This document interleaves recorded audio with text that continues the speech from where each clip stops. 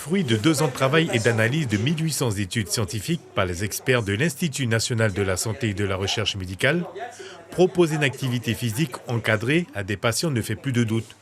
Ce nouveau médicament est à prendre à vie et doit être prescrit par le médecin traitant sur 12 semaines. Chez les malades chroniques, l'enjeu est de soumettre des programmes encadrés et permettant de limiter l'aggravation de leur pathologie. On sait qu'aujourd'hui, l'activité physique potentialise l'effet du médicament, et notamment dans les traitements de chimio. Par contre, dans une expertise que nous avons pu faire, notamment avec le professeur François Carré qui est en train de s'exprimer là-dessus, on sait que l'activité physique doit être prescrite en première intention, c'est-à-dire avant le traitement médicamenteux, dans 4 pathologies: l'obésité, la dépression légère, le diabète de type 2 et l'artériopathie des membres inférieurs.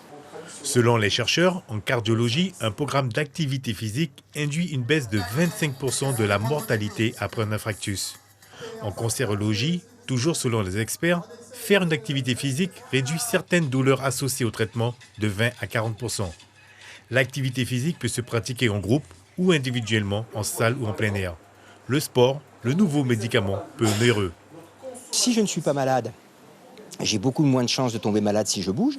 Par exemple, j'ai 30% de moins d'avoir un infarctus du myocarde, 30% de moins d'avoir du diabète, 30% de moins d'avoir certains cancers, les cancers du sein, les cancers du côlon, par exemple, c'est prouvé.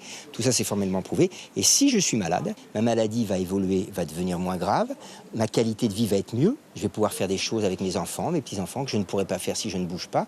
Et puis, je vais pouvoir diminuer un petit peu mes médicaments. Les professionnels de santé et professeurs d'éducation sportive présents dans la salle découvrent l'activité physique adaptée. Pour eux, l'amélioration d'un patient ou d'un élève doit passer par le sport. Du compte que c'est un excellent moyen de prévention et aussi pour certaines maladies, c'est aussi une thérapeutique, c'est-à-dire c'est un traitement qui permet de stabiliser un certain nombre de maladies. Nous, on est dans l'éducation à la santé.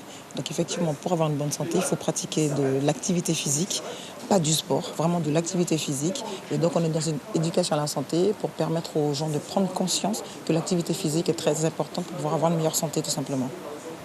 Guyane Santé organise une conférence sur la prévention des maladies chroniques par l'activité physique adaptée. Demain, dans l'amphithéâtre de l'Université de Guyane. Suivez l'info sur Guyane la Première, télé, radio et Internet.